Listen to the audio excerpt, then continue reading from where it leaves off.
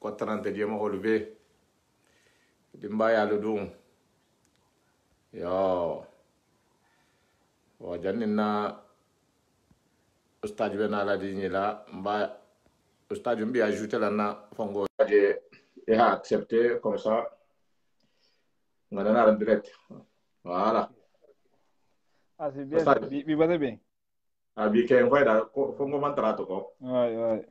antal fonga abata afana mbata meto fonyora tarambe wakansi lela yeah c'est ça hein wala hakete da aje konto diarente bi betege ouais je mawdu alhamdulillah albaka ma kan donni sate do abe diarin donni alhamdulillah yo men kan albeje ko ana minitin dan tandin di misil moluma iya c'est ça wahatin di ba dunia wahtu yi abi kun ta hasutule na mi to ni ba fi ha to nobo ni soto ni misil molu se kul se la tahama nyamen ha ke baraji ni nanti ha ke to ben diranti ake kutu doron ku men nasi te na fa fi sigi no holun ma fa al kana ke no ma nambaruti wala ila dunia in sesoni al kiyama sesoni e bulla ko mba falanka a'udhu billahi minash shaitanir rajim bismillahir rahmanir rahim assalamu alaikum wa rahmatullahi wa barakatuh la paix et réconciliation wa jama ke ana musulu ana futa hal konton bi wuraina al halun na dungo dolo mo biti talato le mo hal konton bari nya controla hal konton muslimi ya controla hal konton controla fama jigo be control mento nolo assalamu alaikum wa rahmatullahi wa barakatuh alim bentar jang ko hanyo matilin ko hanyo na lo silo kan silo memo siratal mustaqim masiloti en so tanadi mafo alkiyamola o me fo non tombe nalu ko o me fo no hakkile dunkelu ko o me fo no lon nalu ko na ala hajigo dole be non na fondinke ni wala mo na ustad se Ahmadu Bamba bon men ni me presente alla de halonne ala ko binna hanana ngana so mo hakkili dolu kam hakkilo kudo bije ni ataratan na kulu to mo ko inte fusti ni ko ki molati afolo momenti te fanga se nyaga afolo afula ni momenti bayi tan mo ko ben la ki molati wala dum man wala dum tawo fahamu wonya iso lo kan nyaga yo ita hasen ete se nyaga mo si amandi se nyaga donc wo men joti ten la kumala men kam wala mo ramadi nyati wala mo hambi fisamante yakam benar antoba yakam wala hadal moto mafonga na le sumo nyini kulu kam nyabala bi telephone ni kelu mbetam baro bebula mbata kese moto mbetam so ba pela alfa mene ha ici le kebe ibegere kam foi la dunia ina me kima foti mbata je bi fonni keli beti hajo bebula ne he ko ki be kurunyala bo ni ma fo en konta bota kar sala te so mo so be balu fo nte bota inne to na bunko no mu ineti mbemba mu ineti mbaba mu ineti me mo holu wo ha mo holu na fa mo na mo men ne te fa be tinyaro la ya ha mo holu fo bota men to na bi ro ta fo bota alla kilal to a fo bota say bol le no alla kilal men ba da make be mbada mal le to men ba da tumo men ne te fa daji go butum wo sienti te la ibo silo fo le mo holu ye betili na fo la ye wala ken kon ni karmo hananare do fonye ala ko fonni ke lumene ba fi hasila ken do mata parce que ko kawando bo kase mumino lu nafa wala bi jang men ba fola jang hajo mte hajo wala hasiya par mba fi ala ko fonni ke ateli fonni ke lu atelu ala ko al kana bulale fanna ala ko al se dunia en so talma fo al kiyamala ala ko sini parce que nte fushi fola jante sini nyimbe abebe la nyabe ko lu bela asemeti nya sa abebe conserver nda han dunia se wuli mbelari ngaburo to anyi mala khatula falan ko ma barna ku akurmo tuta falan ko ma woke mani ustad Ahmadu inshallah salama na wa alaikum salam wa rahmatullahi wa barakatuhu ko mo min madan jante mba fe fi se na don di magusin nyen le to ba sin dala na son la ko mo do si famu na fangala ba sin dala na son da sha wala Allah mo islam yo alhamdulillah wahdahu wa salatu wa salam ala man la nabiyya ba'd na nga mbadi ko don mbadi muslimolu be ben na sala wato nyin na ni be na sala wato nyin kola na e ko sa musawa sawa ne afo nyamendi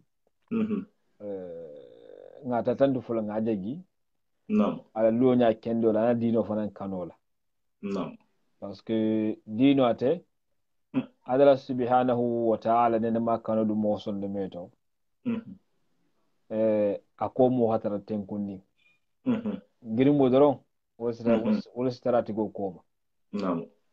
parce que hakilin tangali en wado biji ko ni mo hoyi men kante ko ku kuntan doronam ku kula men na fantala wata dino fanga ana ta wonyale kila sallallahu alaihi wasallam fi lumina hako indan daga makka kono girimbo lamu de ha fa ta fana aga girimbo tule handu nya fana ga girimbo bije nya tantu ngaje yi allo nya kendola ba ala ha fo nya fana ko fi samantala mu de asadi mol men ngadi yakuwa mo mi ngana ko jale gilal jale gido na rol o mete mu maha mume atala ko to atala ko fi samanti yala mo fananti asadi mol men ngadiya ya fa be manke woso tolati mo dan tan so so to mo hol kono mo jala ko to alo nya bambandin tauhido bala ala kano bala nyimmo altan ku balati inshallah nyimmo altan ku balati na hadara halabani ngel bammu sayalati halabani fanan e bilo do marugo nyakoto e konti bo arjanno bije jahannamo bije ko nyimmo alkantan ku balati na tan bibe fahalde ma fa ninda fahala bana tan bibe fahalde la dafana ko jahannamo bije arjanno bije adum bara nyimal se mo si arjanna bar kunna se mo si jahannama nyin koy maltan to ku balati de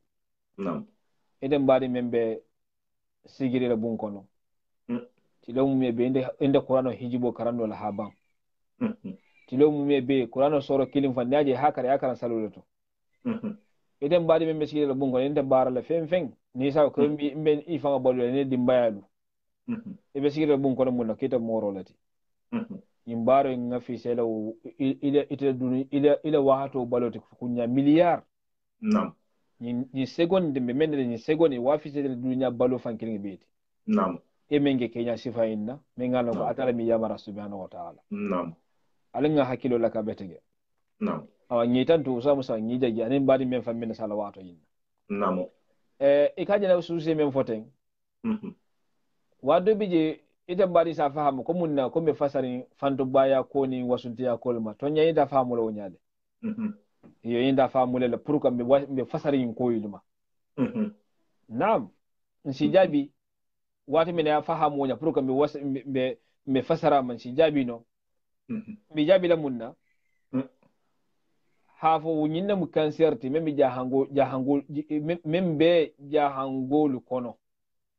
men ga jahango femba mutake ngafonya amfamba namo fanto baya wasunteya jangar lamu cancer lamu men ngala jahango femba muta cancer fulalamu hala bani ni miro men megenta imalo cancer la moti hala bani ni miro men megenta yo cancer lati abata notala wo fana fakata fana fakata o ya kata kunna diti wala atala ha manta be abele ko fate fan cancer be nyamendi bari nyin ku fulule nyin cancer fulule be kere ite begeti baba fi ibabe yite kila ko kari ye fisatile kari kani famba jigaye kari atani da famba jigile kari kari yani kari le talibol mati kari le ne bar kari le yani do ya ko ni halu mo ya ko na bado be fitulo ko to ite no megenda nyohonti ite sina kuja mo holto wo mo hodo fanga jani jamfa mo men ngawo fa yam mala o jani jamfa le o jani jamfa la nyimbe la wulta mun kamba dunya bunya doro nyimbe la wulta mun kamba dunya da hamo nyin doro ala wulta wala kamba ada hamo munti mo kan ibali musoti ba muso dunya da hamo leti Naam. parce que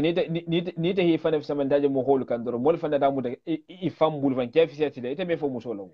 Naam. aboto na fulo e kana fo fanna mume aboto yin duwa fe makani men da kuntula aboto yani ibe kafo kafuto ya fa karla mola wuli sigiranka mola la sigi lani kendo fananto mola ko karla muyin mem du ya da hamolleti Naam. ala koyi ala wuli kunta fiska manamen kayillati Naam. bar ask altalahi ya bari Allah subhanahu wa ta'ala amma wato umi ta fanka wajibul puri holo nyinda mu promote bi ni ya fodron ja hangolu me kuma wala made fagi mbolu siti mol se wuli fanna be ka bar wallahi summa wallahi man wahti wato me mo kurungo siyata afasiqo siyata ba me hayfalo kafiro fasiqo wala mu moti me ngalo ba sa fasiqo fa wala mu hoti atara me ko men haram ya ka bilora ka baki ka wala fasiqo Naam. man mu hoje wato men fasiqo sa na wato yinsi Naam. alfello ke ba ni ko mole sa ko geno manni mo mo hola baro mu geno da bati ko de fi me ya conseil de afanga yu labe afanga yu labe ko min kan hake na continue ta inga kisin ta duniya ni lahira Naam. asiko Naam. asi to kurmo lela asi makuma asi fafa asanya wule fanlo to de fi me ya kontu dial dron Naam. abel masala misalte jang mo ha fo balola a tuje a to nya fayda man domuro so man jeso to fisman ta mutu fayda fo saya Naam. idana domuro linjeta hadi uma o hana wulto go hane tilillahi ay tulugo so wala hinani Yo. a misalu kawandala ni mo hol misalu be tan nabi Naam. wala defi kawndo fo muna fanga bo wotide fanke to no fata wojene bo duniya jile lahira to non si diyala Naam. bayte baro men kante kawanda ba nin kawanda ba ka manyi ida be kawanda fan konno sabule iba kello sabula Ibe mo akela. iyo ibe mo fanan ko to bule la kela sike fan ko yani ka kuri ki men manyan kela defi mayte be men na wala manyan kela ba da hakilo laka yakilo laka mo hone ne man sabati geno kan ita fangale fanyi kibe yani ita fangale fanyi ke ku kendolla sunyaro beten fanya fo beten fanto bunya beten fanto fisamanta beten nyimbe beten bar watu ne yafo bi mole bi ko geno manyi ndoro genelal bebi kella sungo manyi sunyarla bebi kella fanto bay manyi fanto bay be mo bebi kella fanto fisamanta fanto fisamanta mo bebi kella de fi yimma abalo ni kum adala mukilla subhanahu atala men fana subhanahu wa ba wa fala ba konti bola aba sarala fana jahannam wala arjanna aben be don dinde afugo hasilahu masonya hasilahu masonya silang fanna abe baro men to hadala fana tara fasa baro fo adala se baro fana bulo sona nyamendi atando keldi atabi tel kella Naam. ngabe inde duwalele fatala mise baro kuru ni men ala haramiya asa bulo sona nyamendi Naam. ngabe inde nekela Yo. bayte hitilin ka wonle bo nelle ibe kuma kurumbe folo ba debi mama amanta nake wala sa go faso wa sabi betege Naam. bele fitale abe mento ya toto Naam. ni kuma da wato wati dinninge lemi dal kani leme ni kuma da wato wati wahabiya lemi dal kani leme ni kuma da wato wati ibe kuma be foli fanyi tari itulu bada fili ibi ta fanan ke la fil tugu ite be bada la da mu dawla kuma kan ibi fanan ibi kai la fili Naam. continue de wala haifan da fi samantiya hi wasu muholkan hafanya fa haramo so da balu haramo la hi fan da bunya muholkan ninga di beyenne harin da hadin yelo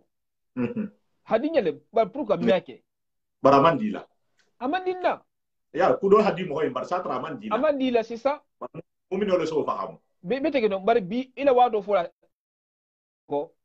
ba albanda shine nyimbe le bangal se guwa mu hola Naam. geno albangala mu fando bunya albangala mu fanda fisame dal nyimbe le bangal se guwa mu hola ba atala se dugu ni yenne ayle saha na atala be kuma kan meme fola kawan lala kuma kan aluto alinga sabari atulum bariken Naam. ni mo ku fo harata songolo mati agati le nyawunya imira ba ni nga fan sun kumo le fo ba fa fenne fatara men haram subhanahu wa ta'ala Naam. ibe wala sala ko luto Naam. بني مو كما تدرون وهابية لمولد ولا سيقول له إن كان تابع أحمد متوهبا فأنا مقر بأنني وهابي. نعم. إن كان تابع أحمد متوهبا فأنا المقر بأنني وهابي. نعم أستاذ. وكلا فانتمونيا حراميا أوسطيا حراميا جنو ونيا سنيارو ونيا نيمبي سان قرآن ني حديث الكونو ite ko mole ko manyan kela mole ko ka kita ni ke wahabiyalati habule kila ko wo koto nimbol kita mo wahabiyalati ke baba kafara bara sonni na barke bara so wahabiyala na mo mebo lo kono ndeke fanan be jile de ndeke fanan be non kono na nimbe men kila fo wahabiya namo son dala pagi habule kila ko nolo mo wahabiyati na ndeke so no wahabiyala de mbadi ngel awa alinga hakilo masigi men atul mbar musoni atul mbar ngel mel hala atala subhanahu wa ta'ala man fonni siral man pour ala dino nyaanyini ala dino nyaanyini imbe matal tegolati nala fa ala kisalbe mun kala altulo lo mol memba ala ko kila ko namo ni me tulo lo wala fo mo holle miriya ko mo membu la wala ko ni woltan sila sila la ajamalo lo sibe sita sila wala bari qur'ano be mbulu hadith be mbulu men mo folato ite mbar muso membe fole tenna etulo lo wala kumo diyata nyawo nyandi kudo hadi mo ho tulo la min amanki ina fa fenti namo wala mo hone mo ho jamfa man kuma kan dima fo yawo ba kuma kan dima yin kola meta ifanyi jamfa kono ya chaja kuma kan dima fola bende ke safolati fo me nga ala ko kila ko par munna fando munya ni wo fanda fisamantiya bu program ba kawon daiman funga kawon do kele namo ima harbo atala mo nyimal fan isigi di mo holtema dele mo kare dingeti nyimbe wasunti yakumolleti namo ete bo men dinti iso fono mo wole bar dingira to anyande folo jammendi namo anin fonya to anyande folo nyamendi namo ndem kare mo maringeleti ndem kare dingeleti nyimbe mo kuma to kulungolleti alsiya fa kuma fonya made nyimbe kuma to namo wala hasabu kila sallallahu alaihi wasallam ko madam dal wala hadiso jadi ngado ali ibn abi talib ta kono na'am ako yani wa man bata'a bihi amaluhu wa man bata'a bihi amaluhu lam yusra bihi nasabuhu na'am ako wa man bata'a bihi amaluhu muhammad baro hatu koma ako lam yusra bihi nasabuhu idan be militariya o koto mu datul bari gelu namo ndebota alfal med muslimol le miti namo allonna le miti namo ya altala ha men foyen i wole atala men foyen holeke namo ala mu dambe nyima balati de namo dambe kende bala moti namo wakal dafal ye wandi kankaram arab kam wandi kangalati namo hakida bo safi arab kangalati doron dafa yani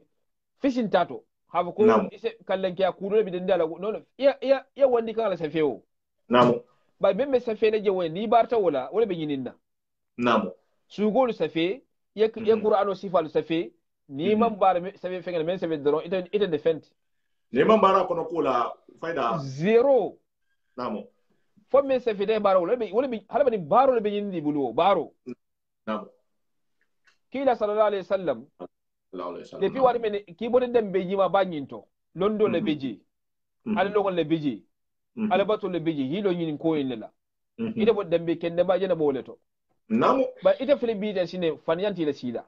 namo fanya ide ne mamolu fanya fola mo nyaga ntila sila mo nyaga adu ko iko al kadhibu umul khaba'ith fanya tel mu kujo ho be nati mo ne man ke gene lata man ke fanya folati namo sungo beteng fanta bunya mo beteng fanta sementala beteng yimbe mu fanya folal de ni hake yin ko yin folo namo fanya fangale mento fanyalam namo awe ite fele biteng ibata mo dembe kendo to alfa me ngalo ngol londo le noni halondo bara namo idon tay ne la kunu namo aw bi do fele bi bata mo bun ko kendo nyilto ni lonna ni dembe kende bala mu dembe yinti namo bara do fele bi shinen atala ha ne ton kuwo kula fele bakela namo awa afele na baro fele hanke nyala batan tu koma namo fage ni koma min do ni bebe ajawlo lun sinin be halu ala nyako subhanahu wa ta'ala namo ibajal mu honni mali be tala arjanna ite fe ko ma folo ini la conséquence lu namo ite men bi ifa larum kuma ite be dunya je ite men dunya da ha mo ite men marsa ima yakiltu ha ko fa lugo me dare ibe lugo me ko yani yawm al qiyamah wa yawm al hisab konti boro lugo ni do lugo ite hakili man tahoma ite ifa marsa dunya da ha mo ne doro ifa ke fanto bani fane fisamantela ni sungoti kala banteluti nam moto nyigilaliti ifa goti banko inkan jang ima dunya da ha mo kamma nam bi tele fe lura Allah nyako subhanahu wa ta'ala ila bar kurungi to koma ibe ba woni ibaba wolu wala bar nyima fele abeti samanyato wala fe ibeta kar janna nam kila bolo kuma mo baro hatu koma wolugo bo quraish ba wolu mudambe bi samanteti buse panti koto fe men to du nyogo nin kukuru nam do hisaba jahannama nam wala ko mo men baro hatu koma wolu ko idan benti le triano la wonti pushino hisaba jawjande nam abu alayka atuje quraish abada quraish le atuje abada janne wonda alaya o baro harmani mu baro lati nam halmani de tohoti halmani de dambeti halmani de fisti halmani mu baro lati nam alanga je fahamu de nam bar fana nyinata ma fana kumo damu da adala ko kila sallallahu alaihi wasallam ako wa dhakir fa inna dhikra tanfa'ul mu'minin nam ako kawondo se mun jase ase mu'minol na fale ace mu'mina nam iyo mu'minol nam mera halo wolu yiro bi fanku awa kawondo mu wolle tati bar muhammin ngal bi mara yirin ti fanku iyo kawondo te wol tati kawondo fanne ne man fo wol fanne fan nam même bol ma fodi haji wala tuma na fota itele me ise mo la femme itele ba sabote kan ne dro adu mammo fana ni mesi mahamma hisi nam adala ko kila na ko ako wa dhakir in fata dhikra fa dhakir in fata dhikra aw kila kawdo gidin kawdo sen mu hol mu da fan bari yo ase na se mo mu da fay ko hatay do dansin la ke kawdo me mo mu da fan no no dila me fa yo dila me da ba kala dingiral de to ako mo hol si isodu ila me da halu mo kunda de lemiti nam bari mo hosi so be me ngalo ko al ashqa mo kunda golu nam bari kawdo nyi mo fulo salami mo kunda de mo kunda bay salo nyaade ko de mo kunda de leti mo kunda golu mu wala fan salo afanye nyaade mo kunda de wala mo kunda golu mu nayi iso bo kawdo le dro mo kunda golu mata Allah hafudi al ashqa nam ba nahi so dun kawdo dro mo kunda de la o munti ni ga almo kawdo dro nana so benda isa asimunni sila semalu asisuru par pourquoi Allah hanto fan jarbi naten aw margon kanda yemmo ko nyinto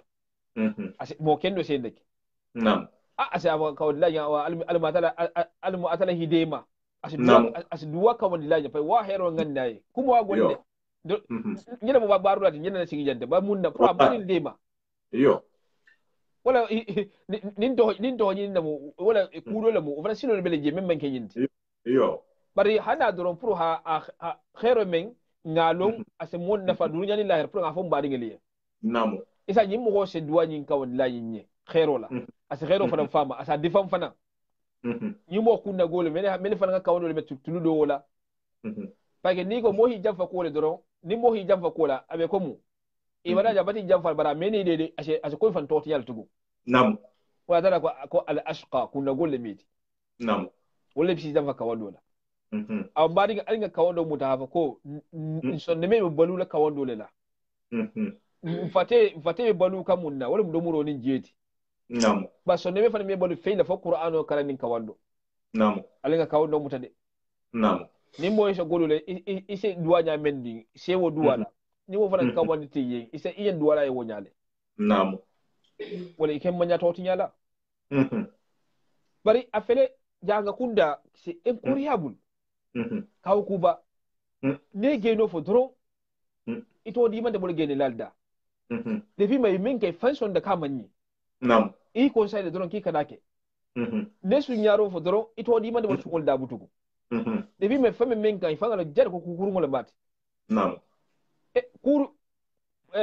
ani montugo su ngoni kalabante ni moto ngiladu nga ko ni tari nam ye ko fa adu fa ni haratu go fa ni kanu le fa harai kanu le nu ba de pa ko ba kamel ya fo jam da shiko adul muslimol tiba fo mu kafirol lati wallahi na miro to muslimol monti ba c'est incroyable c'est très grave wala adala hi jaribi kole baki kan doro halbadi man tanga kumawo ba albadi albi ide ku to mingala manyi fangal ka manyi nimo ka manyi ide kada wakele isi fan kele le butum jaha do de mo fangati jaha do mo isi atala tara fale si bato isi wakali isi silam ibire ka wondo manyi ne se mo inafa bari manya tuko kele manya tuko konna nam ni ho ke dron nyin ko kuru manyi ifare hiya fa indi fa sutura inna nam ameke no ibi fa sutura nyadi wallahi pake iba kan ku kuru bai mele fra mo fa nga fi tulu ko ku kuru aw janga kunda tenda mubi to nyake me fo mo sere me ka bi jeli kila mo tonya bani go fanto baya manyi dron nin fanto bala mu sa dimima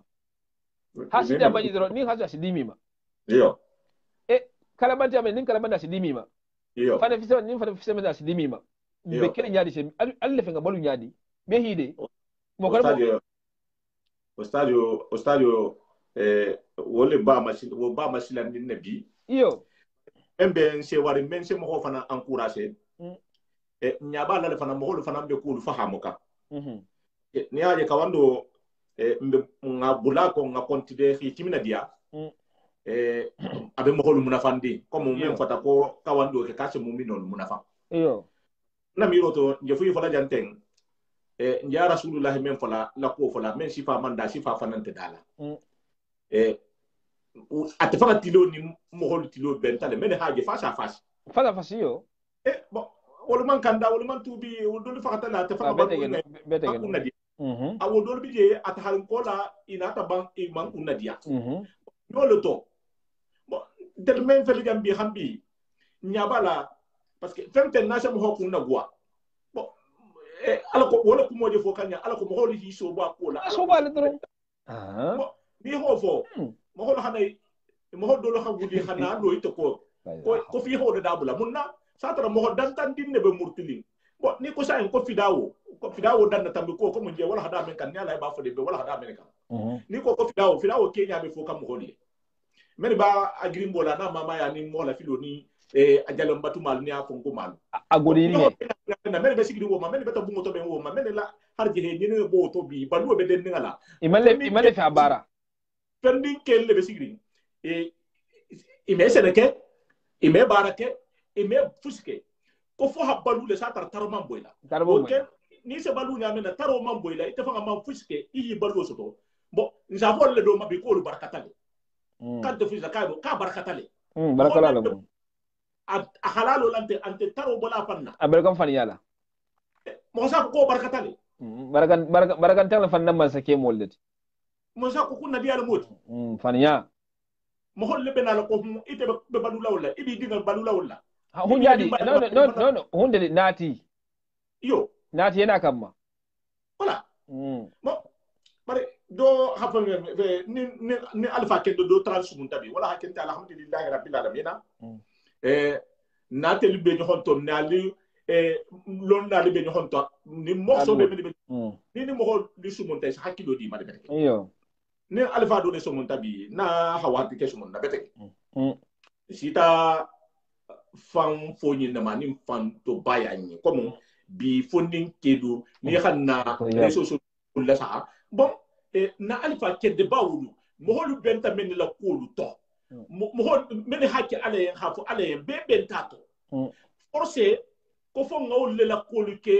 insumundal nin kele ke ragal ni ñoxon doxo ya ragal ni ñoxon buña ragal c'est-à-dire wo ñoxon kunna gwa ku fana na génération en fana wo ñoxon kunte kele même kunna gwa ku fana akere ngi de maje la ba nam iya be yin kol na alfal barakatal de nam na alfal barakatal de nam mata nemo ninjinu hafaro jidiye amin allah ya rabbi mo hol men man balu alfa men ngalon ko bi mane imam balu da alfa la melihi sawa namo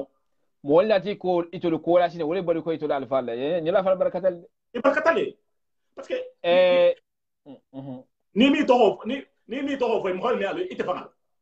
wala yi bolu bi aw ni ne mushkilati parce que afel santende ninte ha wala ko keba shugula do babla ko ko idha aftakharta bi aqwami lahu sharafun qulna sadaqta walakin nabi sama waladu. Naam. Idha aftakharta. Naam. Akita hawiye menti kalama. Idan mo hoɓe ngalen ko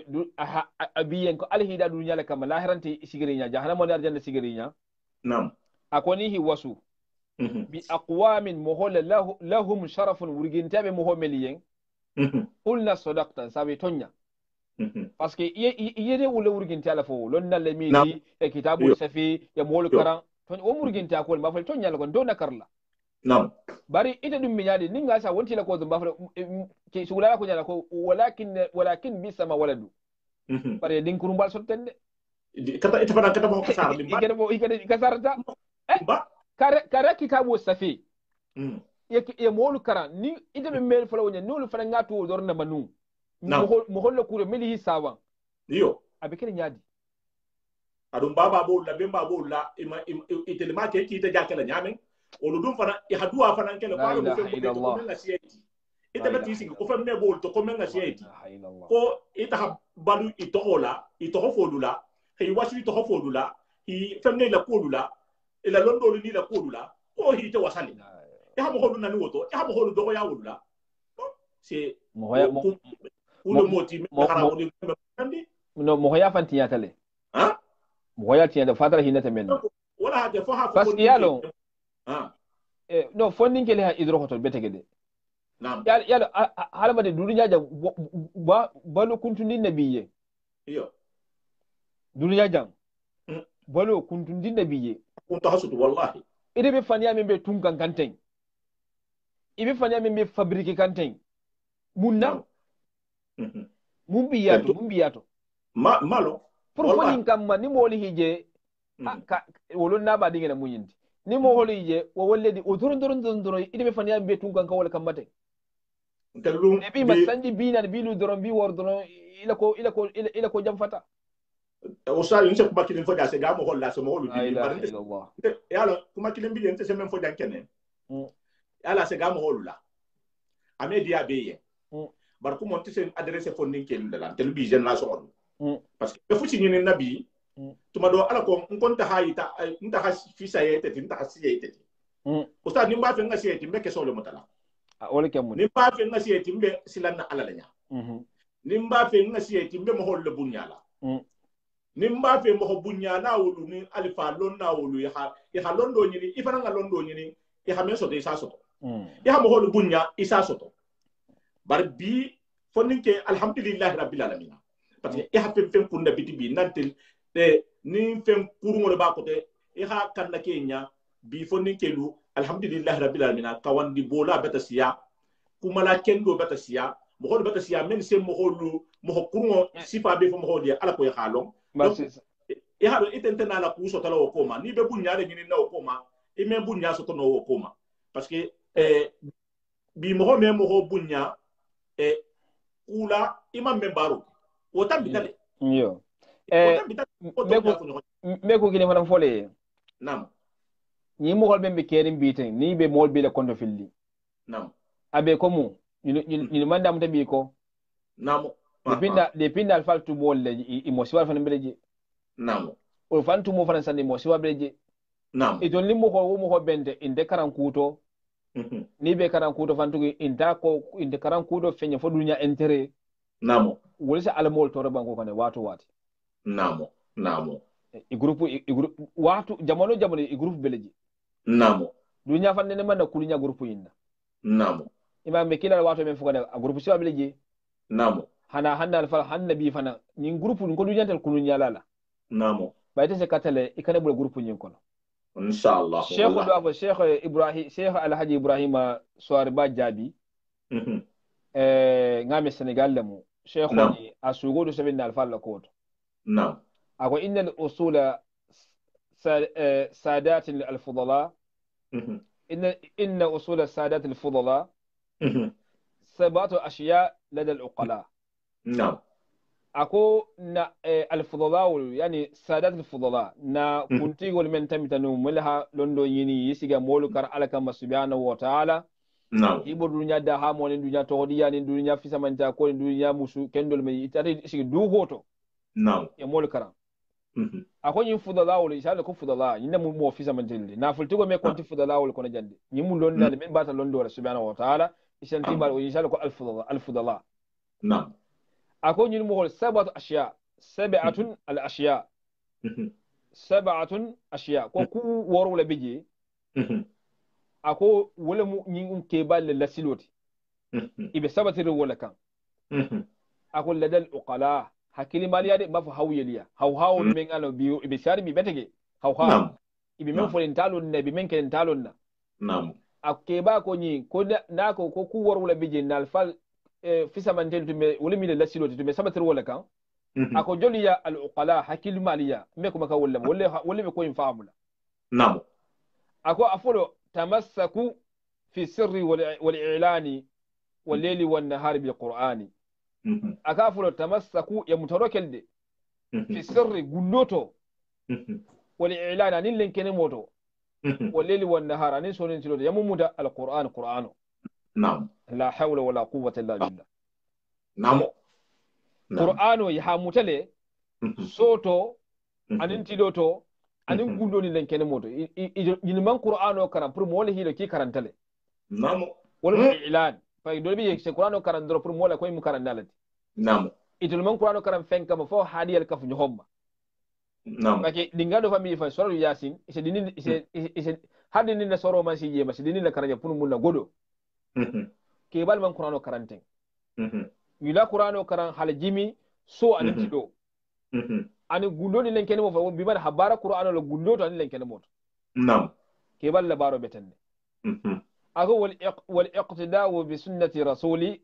wa sahbihi al a'immat al ululi ako wal iqtida'u anihi ya fanan bi sunnati rasul kila sunnola nan falma sunno bulade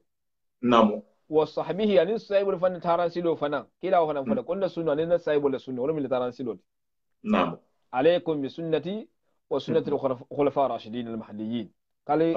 albulan silo ko anin sahibul silo ya do ko sahibul bidan da folo sahibul silo bu sunno la to bidan te sahibul te bidan te sunno la kila ko ala sahibul sunno ke bal be kan ala a'imma al ulul men ala ko kele nyaaton gol kele mo tilini ne saibulu na al falbul sayil lako kila ni ala saibul ani mun fana wal kafu bil adhan al anami wa tawbatu an kulli ma athami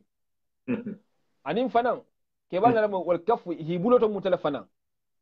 bil adha hatoro ke anil anami muholma kafir ba muslim ba na al fallo toro masimo ba Naam. Wallahi. wala ala karba jifaru na shehol mati Naam. akonna alfal nu ina nimila fulo sita ta moriya kamma pay tonjiro le bato jampa le bato kala mati le bato Naam. isa mitro moro le kone pito na de erobe kimam bara mislimo be wasukan kade pana de kamam bara e mun nasine la ilaha illallah Naam. la ilaha illallah ñu hajin ne wato wati hisa malebtane ita jile saha moro yen tenne de pake yalo ten to wado ye kuma sa fabriquer no yo bay ta atala no le sa subhanahu wa ta'ala min la kam holka Naam. wato wati hi digi tongoto hisa ma gaburu feto bay e hajin gaburu fela ko bay digi tongo hisa ma yo ni hajo be non fata gudol le lam taji ha mo jamal be na hana gudol lam taji ano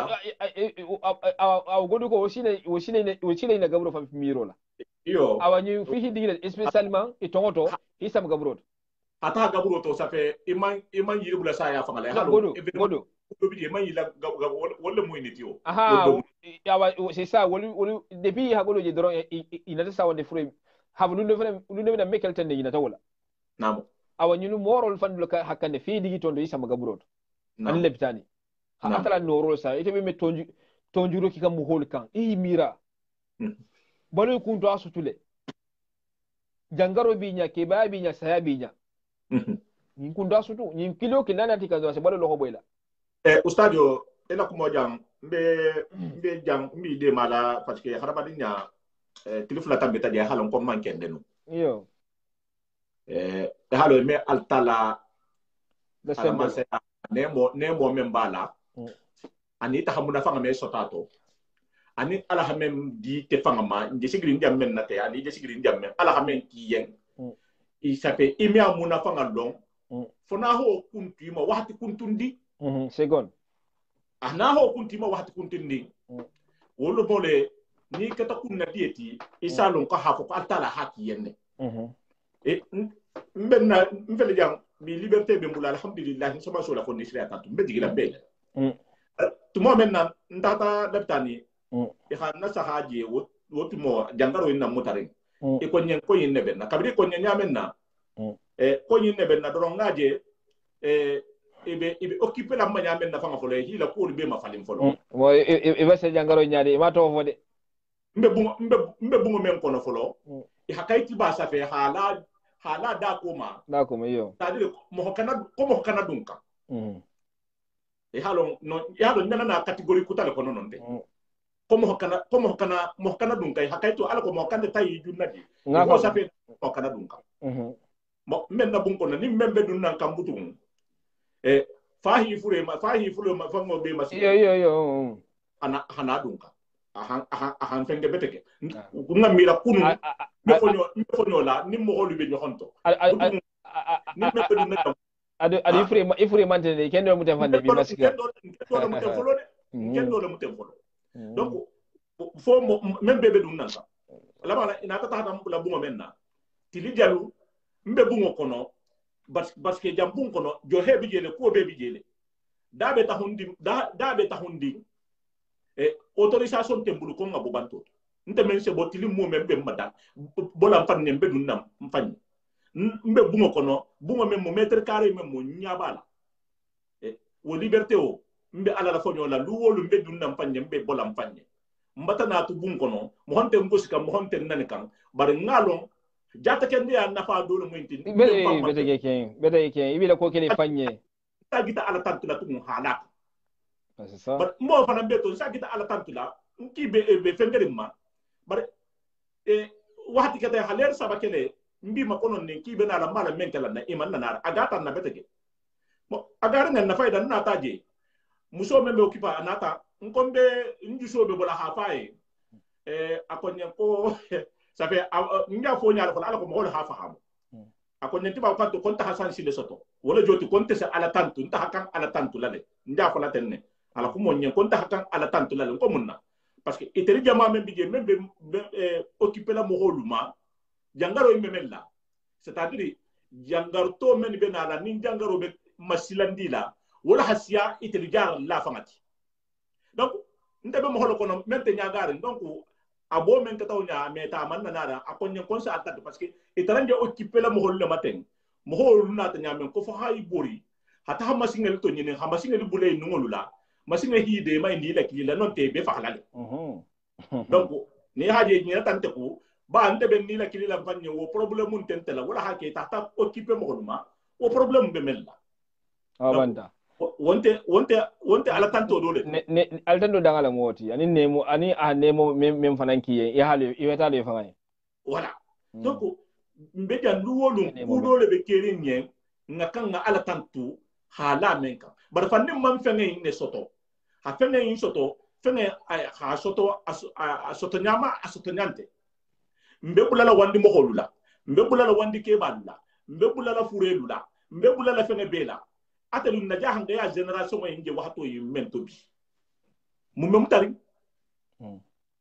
est-ce que ngakan jahan da fondin ke lutula ko inde burula engage jahan ke lu fatke fondin ke lu menbe nyaabe na jambi atelu men nyaabe na mbe ku kilinde fona die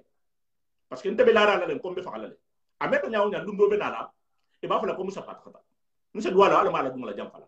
ni tata dum men duwa ku fande woto voilà ni tata dum men ari machine ne moro de voilà non ndia folo ya non te mo fulo le to ko te ba ke jahan gote parce que ni jahan gol le sisla wala te mo fulo le OK ni mula hafo beyen parce que faniya le muyin ta hafo ko do baba se kuno yenne faniya le muyin ta hafo ko do be ma se kuno yenne problème le muyin ti jahan ga dinna la hisigi mbaba kendolu mbemba kendolu nko mbol la fasa la ñohomma mbe baluri man kesse bom fanal la koto mbe baluri ko men hakka agere kine koti ko fonga ñohon kelen be mbaɗu la men fatuta agre kasaroti est ce que wotte hontulente wotte agre kasaroti est ce que kule be mamaluɗen aussi alhamdulillah ba sabi yo fure men banta nta may long imam baba long ini harim bemba malo hante ni ngolu la kumolu fa hante ni ngolu la kubo yo hamina se akuma communiquer pour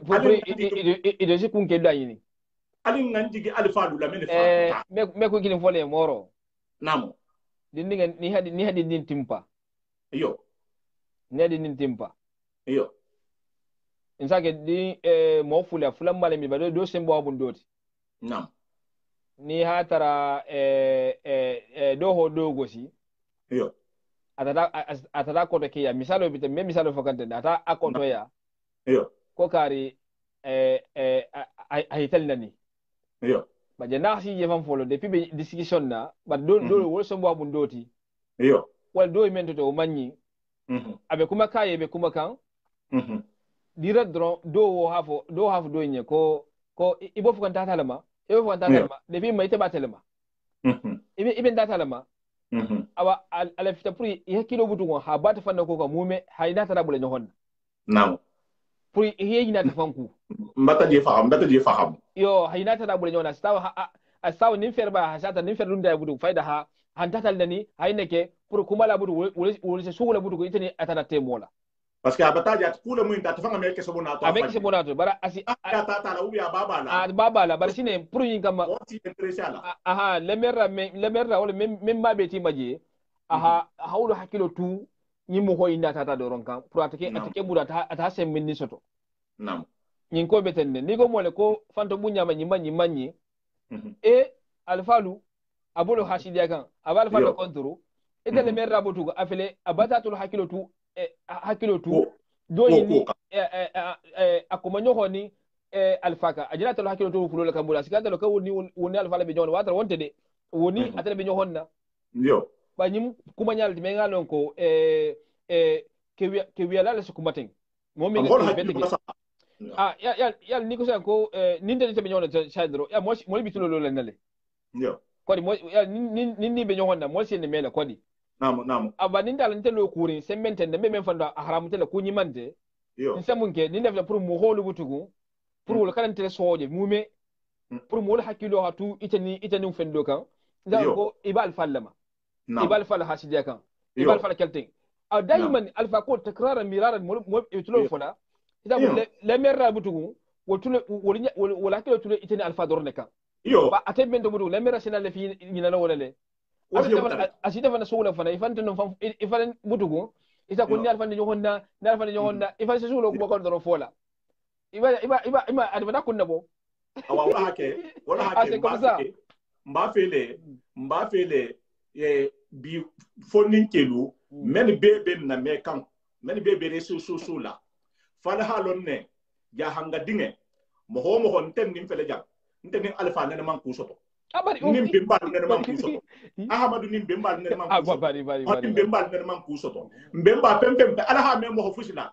ko nte par exemple ou bien karsa ka jahole mo mbemba karsa le man diay mbaba karsa le man diay na bun kono peut-être isa ko bun kono man di mo hoye bar mo men fatu ta kabrin tuma joma ini mo fusila génération man bente la génération en to ni ko ka jahole mo ite mo fusila fa fu ka be fan yani no mais fa mo le fa ko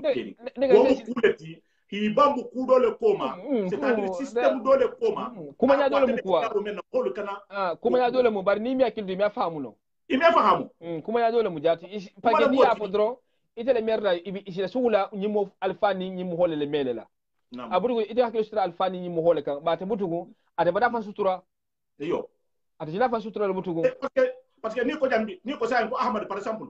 ninte ni tabe no honna say ahmad ko ni ahmad ko matakunu nko sawa ne kunna beke ba nka jana wole nante ibaje wata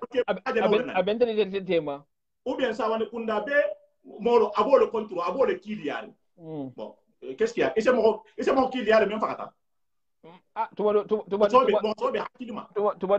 fa dunya bam fato tubado isa mo kele ini mo mente baduri isa o kele nyaadi oza mustafa ni ta kele i ha kele din kurun wala la koto ou bien mamari kurun wala la koto ou bien do kurun wala la koto wose kele parce que mo kurun mo kurun se katala hasabu jago ya bula atafanga ma hasabu jago ya bula akafnyo ma hasabu jago ya bula na bunko ma hasabu jago ya bula na habilo ma mo kurun se mbe kele donc il faut qu'on fait attention ani na hakki ba defa se me fara fono no nam mo kurun manke mo sago mo kendo sago mo hoti nam mo na kurunya da mo kendo man la fiala hala ta fa na famille fan kono lam nam bar kumo nyorta nyaawo ne kasi famille ma nam no fara mushkil problem balti ko problème le mo famille parce que depuis wadi be mo kurun mandite yo alors ko famille ko je mo kendo men famille mo kurun mandiye nam halata ikenna kili fakir wa kili fakir mo kurun kem mandi mo nam bar fo mo hodantal de men ngalo woli be wolle fita dunya to holela nam ile be dunya da hamolela nam ile be dunya kallenka ko lela bara man adiladin barakan nam mo kunu se dia wolle pay wol fan me kurunya men kele ifan sin sabati wolle to nam o amba iso wolle ma tombo yi kaf nyohomma ibe min la liga ala wol ka bari famille wala qabilo mu mebe wajanna hajanna betege non fana ije men fola non te parce que non c'est très important parce que c'est une fois tenen au stade bunko no kata nyaawonya bunko no be meke no mo kurmoti ouais mala ni ala fana mewoke ala hiba wala le sate kata nyaawonya sate be meke no mo kurmoti fofu la kundade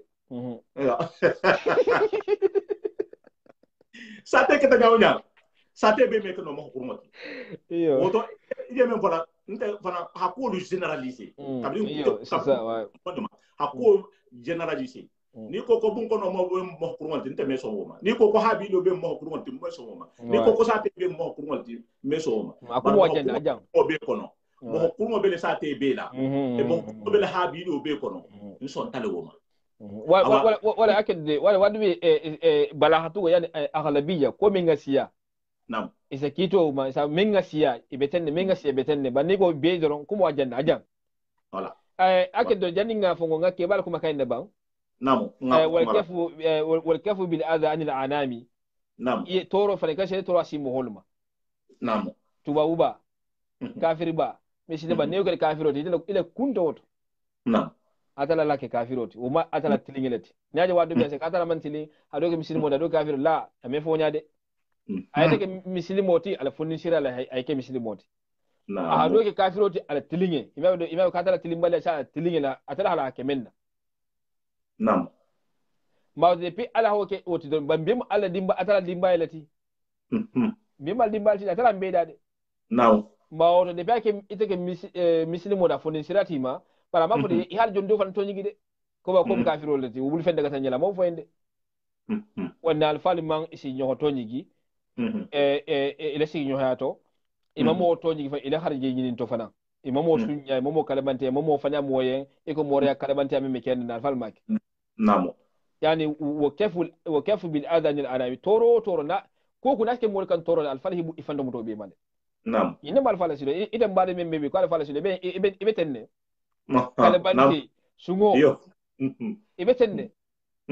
او دمبو ko ifan yini ngani beten wa tawbatun an kullu ma athami alfa daiman tubi habujun mu ko me melike isi fangal sagi ni yakilo bula tala tubi ni mo fana nga fo yikka woni be tubi dal fal beten no نعم والاجتناب عن معاصي الله في كل حال لا تكن بالساهي والاجتناب اني يفن فن جام يفن صوبو عن معاصي الله هبات لا صوبا نعم فان يفو على صوصو جينو على صوصو فانتو بونيا وفن في سمانتيا هي وسمو هوكان hayanda mo nyimbe mu alsoso leti sali bani nyimbe mu alsoso leti hafan ya fo haram do mo moriya men bi bankoli kan jante nyimbe mu alsoso leti alfali fanja fan biye male ago fi kulli halin alhalu beto fanan non kenya ni bato harje ni ngel lamba sigi nyo ha lamba tani sago lamba alfal alhalu alhalni bato fanja fan biye male ako bal ko lata ko ita hakilima kana kede bisahi ina lati ko ilade ye kindu ko ildoko mo ya le bembe janne mo ya barko be janne mo ya fanan nya to be janne e ko men le barala nin ku nyima نعم wa khatimuhu al ada'u bil huquqi fa khudh jami'aha ala tahqiq نعم ako albamu mun de wala mo hakatu wala hako dima ibe mo to nyigi hakala mutela ni mo du fana hakko bi sa di male namo alfa ya ketenne ni memba fi hal fa illa fa sa ibe katanal de ise kurto ke shaman ne nyanta la fula yani fongola ali ibn abi talib fana ngam fatul mbari ngel me hala wol bi dambe mutarin bi sa ko dino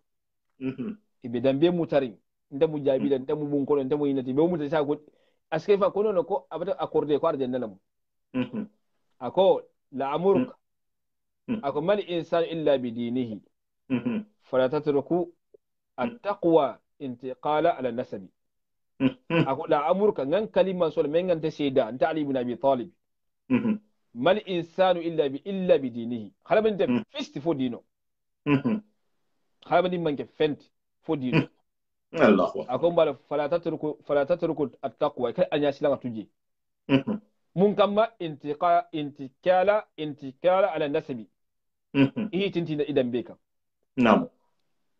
faniya ba fola konde bota dambe karile sun yaro ibakela ibe shondi jahiliya la ibe shondi alsosola ibe shondi genola ibe shondi kurgo bela konde bota dambe karile na'am ali ibn abi zaki kano kede ali yasilan la mudi fanja fa ko nyi bela na'am ane fisa mandela wasunti yal fanto bunya la hasili yal nyi betuje imbe salmani halagile na'am awa ikani ikadra ku kay fanante ibaki kan ibi sebe ko de budde dambe mento awa memba mo woro wula bon so ku woro wula be se kisi inde be fanya ako paske munna ako qad rafa al islam salaman farisi wa qad wada'a shirku sharif aba lahbi na'am muslima ya ka ko dal salaman farisi yum farisi ngolati na'am ba muslima ko dal bete ba muslima dema ako wa qad wada'a shirku sharif aba lahbi abu lahbi kila fanni ababa anin kila ba fakili wa filan ka fiya dema na'am ka ku bijande na'am don fede a muslima dema ta fan kallan kya so to fan dugo muslima dema sabul dino adam mente de farasi ngol matete don fede dambe quraish abu lahabi quraish ngol mat o fede wol halagi ta kasarta wa dan ko soto ala filan ka fiya fasasa wala barni mala mo nafa wala mo dambe kendo na'am ako fana ka ayuha fajirun jahlal bin nasabi innama an-nas lil ummi wal ab ita mo kurmo men babla konte bod karlet baba mo karlet dum lo nallet dum lo fongoli ni ite be me kuba kan kuruni fola ite mo kurmo ni na'am ali ibn abi talib ke tulo lo jang ko halmani bi nakil fakili be mu nakil fakili do ma shadodi na'am ako ayuha fajir ite mo kuru ite tinyarla ite fitnan tungo jahalan bay malo ngudron ni yalo ni inde kenya ibe men fola ndo fola ako mo be innama an-nasu lil ummi wala be nakil fakili memba hawani mama adamani hawalam me wato non na'am ako shi ite mi wasu kay bemba men lebi wasu kay fa men lebi wasu kay le mo hol menna ako hal tarahu khuluqu min fidda fihi wala gori gel laba ibi dari gori gel nisa kini ite ni molde kilindi amu hadid fonne go amnu hasin am dhahabi nego ibi dari wala ba fi dari jabar jalolla nego fordo la mati wala fi bi dari sanole la na ta ite mi wasu lo wala fa ke kitani molde kilindi nam ako بل تراه أو بل نراه خلق من طينة حس ولحم وعظم وعصب أكو تجن تلهوجي يداري منا ولا بوهودر يدا ولا سبوني كل ترى نبيدا بدار ونياله دانيا كون تيدا وكولا نعم أكو بعد إنما فخر لعقل ثابت وحياء وعفاف وأدب نعم أكو هي واسو فافو واسو كندو omonti hakilima momin na hakilo be nyohonna na hakilo mo borama wala muhammadu karam mo labalati wasku mo fede karam fanto mutala balati haram do mo ma fanya folu ma fanya fisama fanto bayal ma wasku wa fele namo karam daji adab daji go bala asamo ho bunya kuson kumala londo babulu wasku kende fele ba fele namo yambo do imadu go ma fanya fo sunyari no malbalo la baro lati nam ifando mu defala kurunya ma ala soso ma fanya fo ma geno ma sunyaro ma fando bunya fanda fisama de nyimbe mo fando mu tolati nam aw ni mo si wasu kula na sai mo na fanyilla nam aro kola abi fanya abi fanya afala abi tulul kuma namo wallahi bari ha falen ko yo dun jaja alhanda watin din ne ke dulaja watin din namo ikani la wato ban fan ya fola namo ko be se marché fo me menete wallahi ko be se mo sama fo me menete antu ja hangolu tabe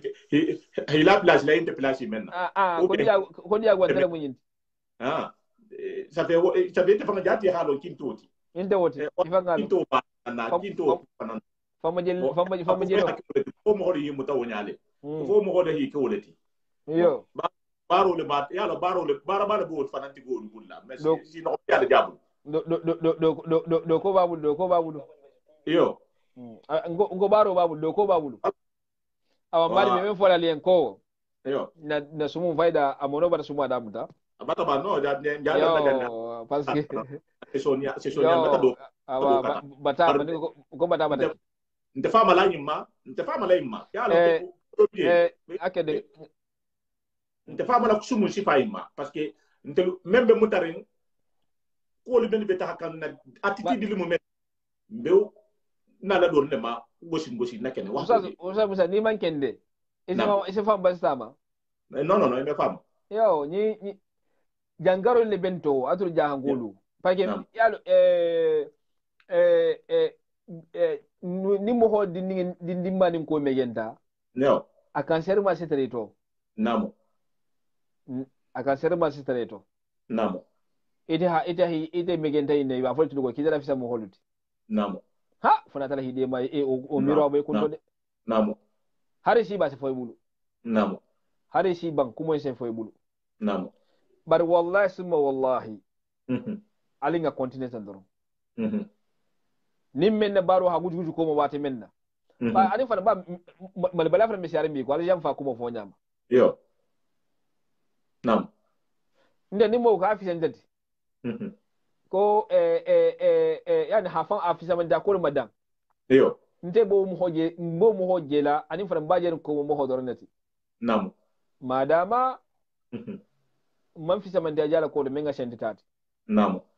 ni nga fi samanta ku jala ko do menga sentitati fana ta dan kunda fana butugun fa imbala mo kuruna mal so solan ma da akoyi ni wala kamba nam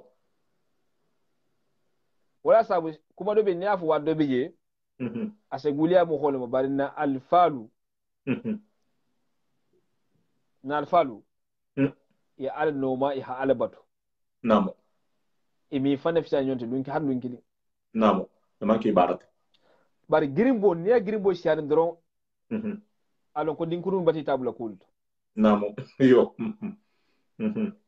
wala sobe mo holu sobe da hawul sugula nam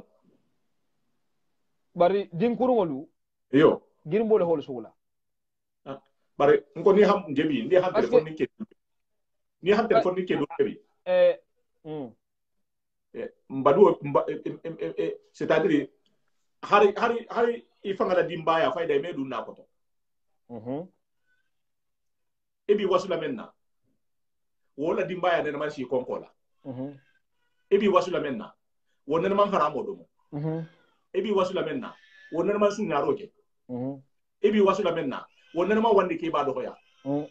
ebi wasula menna wonna man bon kono nani ebi wasula menna wa ha musul bunya la hasigi nyoko bunya ni mele haku muta ha farata lu me hakamandila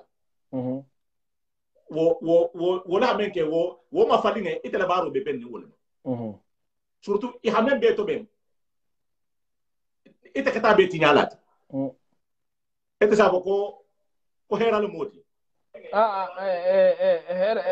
hera kuma me foye hera kuma me foya kambo mo sifa bunya la nyinke mu do to fanya holude wala fanya holude bari memen fola yo alinga wakali bete alhanda men kam alinga muta inshallah aldala ko haramu ni da ye finta ko iko fongo nyabu nyade iko jalo yo o mu de kimya bula nam nin jalo ke ni ha fen bula jalo kono yo no seleja seleja nam e kido me masigi mume wala hafu janga kunda hafu fana fanta bunya manyi fana fisa no hafu fana sike problem fananti nam na wato ina hoyita namo billahi wallahi tallahi ay ko men se mo halajja se mo ho kasara yo ase mo ki mo barakantani mo ko mo hoti namo ñin fennan to ilam namo fanna fisamantiya fanto bunya hasidiya filanka fiya ala soso min se mo halajja se mo kasara ase mo halajja se mo kasara namo ba depuis mo wala altala karanga bulka parce que yanna mede ni ha fonninkel ka funyo homa bi fonninkelu mais me fami fonninkelu ka yi ka funyo homa e ke ye kana la hadari fasari ni mo kemel mo bi kon ton kon fi na fasar kula namo to bodo bi kon ton kon fi mi sa bi kon kon fi mi fasar no namo ba ni ma min fem fasar ko ma fasar namo adu bi mbe sobi kambi wala be kinga alfalti ko namo hera ko beno woro bagede era ko beje oy masilani mo menga la fonninki ya beke ni nafulu ni nya sifa nyinda iyo ko ille be kala sine alfalu ti hakuma dino ko la hadino mo ko la daiman hari si ba si jam fakeno hari si ba ime ki je fitno lo parce que balu nya fa c'est très important nam ni halibe ni mam balu ku doron ala ku meto benno nam ya bule jawu jenna tala sa woro fotiji nam balu c'est très important nam fa ite le balu fan sama fanya la fanya ebe kala alfa so be sila de bari min to ibulisa kunda nam ala kunda de ibulisa kunda nam wala noroma mo alfa mo mi nga fanto mu de bel fonni ki a wato nam genoma sunyaroma fanya foma hasidiyama mo ngayboma fanne fisamantiyama fanto bayama ani ku ko de nga kondita mo mi nga fanto mute yimbema o wala fa harako ala ko doro sala jere ko mo bata kuma namo sonne me itande sonne me tiwo sonne me man sonne mulo lebe kuma kane sile sonne me ma namo na hawalu isi nyigi ba dum wonu adala subhanahu wa ta'ala so ko be kika nam fanto baya ni fanaf semende bi ma ala so ko ni fan ya foni sun yaro ngene bi ala so ko leti nam awa sey fo sayente wonti fa sala ka sikila kan ba ne ko sa ni ko sa ko alfa kar dron be sa wul alfalu nani alfa kanelo alabi minto subhanahu wa ta'ala atul alabi minto no ha altala so ga sunin dili ida fam altala so fanka ya tunka ya fabrique mo holiyen ni mola alfa kil tushi jami da yewuli ki ba alfa defanna altala be ibo defanna war jama ni halabadi ma fantang ala so luma depuis kuntunding depuis iboti ila fondin ki ko kalma wati menna iko fondin ki be keri mi fanti genolo be gilbi garamo ko be iman kunyal tombo ila kun to menna se katale funa tala kafuti made na wallahi waza o sale ine butu ana ko ibada communiquer badi ngedu me même fola ali yenni ali me waka ali nga waka kuma kan me kesebo fisto fo baro kuma kan me kesebo fisto ibe mol qualifier ko fana be bi abal fal kontru abe kontru wo me ku teben wonti kele mansati wonti kele nyaato ngoti wonti kele ku tim al mor nyaato subhanahu wa ta'ala mo fana ti bunni ala o fana ka ibe bunyalele arkalamato men lo hobi la ki ba so tolo wala to inte dala so tolo ibo so tolele fo al fala so nyim fanya fo inela ite menete na hatu wo na dingira beto su goli be aka fon kilib garabolo bakan na fa kilin tato iko dawlatul batil as-sa'a wa dawlatul haqq ila sa'a na'am fanyala wahto mu wata kilinati ba ninto nyanata handu nyahaba wati men kuma abadal ite sidde tumado ibite sidde men kuna wodo sidde konto lundo ida fa me kuma no fa pero idila fanya fo bay be ko wala to idan da kuma nola wo wasar manso bunya manso ni fisamanda manso fisamanta manso bati muto damuda esile maru gonya yi fan kanya hala bari ngene miti fanto bunya se mo hala gile kawon fambo se mo hala gile yimbe kita ko al akhdari wala sabu alin andol fo ningi la kala alin karam pour na wato kana mun wato dole men kontende iyo jangol karam mulatal nun ko nam o tulun kuma do karam tulun mulatal de nam alin ka fu nyoma doro mais la dali fasarno nam alin ka fu nyoma doro wala ala ko woto mo fana tata fula kunda woto mo butu ko hari ha do fane me ari ha do fane me kulo fam foka kulo foka doro isala ko to nyato nin bora to mom falino mam futunu do ni nyande bolen ko tole boro e kada yelde aha ni bora to mom falino nu amandi baso nu a fahago kile ko tente ya mo fahago kile bari ngese kumo da sumu fana faida bata sewa ni nafisa insha Allah bata sewa ustadi bata sewa billahi ala mu isi bayala billahi me seware misidi mon be seware kunna diel be seware hera mo be seware to nya la fasa la be seware mbari ngalu me duwala fo ninke nyenne si mayala me duwali yen jati kadere insha Allah atel men bibi barla fillahi walillahi fo ala men sali sara fo ala men sali men kawandila parce que me nyalla inama be benson ni nyinama son me ha masilan donni hakki harmadin nyama soni am ko murti hadile voilà mo ho men sena donni waxto do ha ila silang ha ala ko yen bar mumino le silang woto ala mumino mino lu konala do bi wol safala ko poro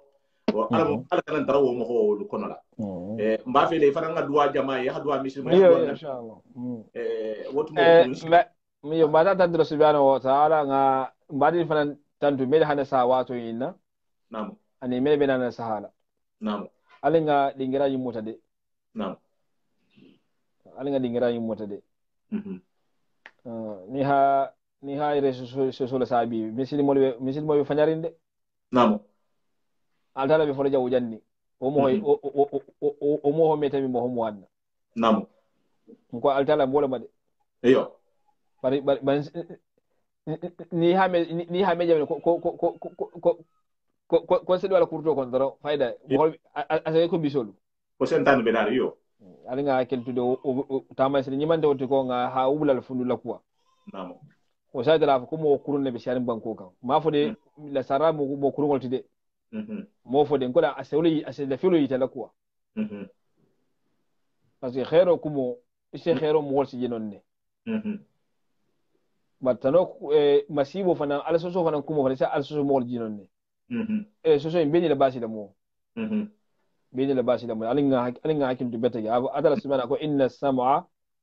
wal basara wal fuad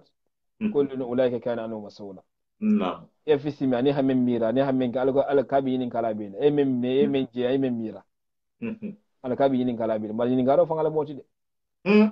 ma ni ma bayino fanan kada fa altala ko fa yo fa ne me betege wasiya na'am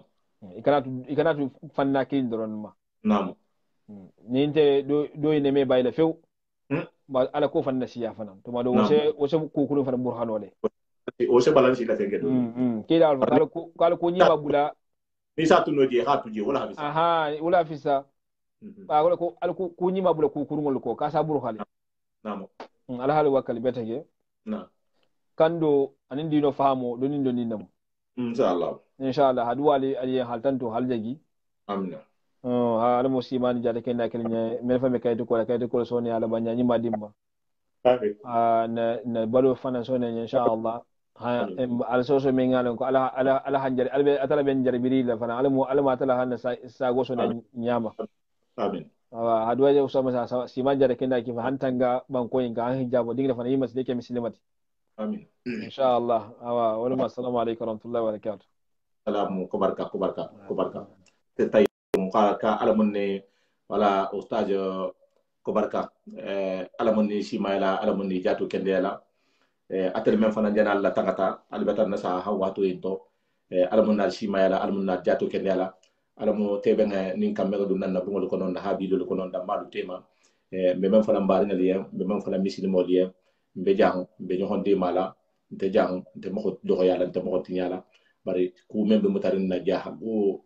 janga kilim ni jahanga kilinga to tinya soto jahango be beta soto ni jahanga dinga kumata e hakuma kunna ilo mambese kunna ilo soto ni kumata tinya la mambese kumati ko soto woto na jahanga yayi atinya dulan tatula mo bulu be system do bije be kumala lulu kam ni membe iwakali la hi wakali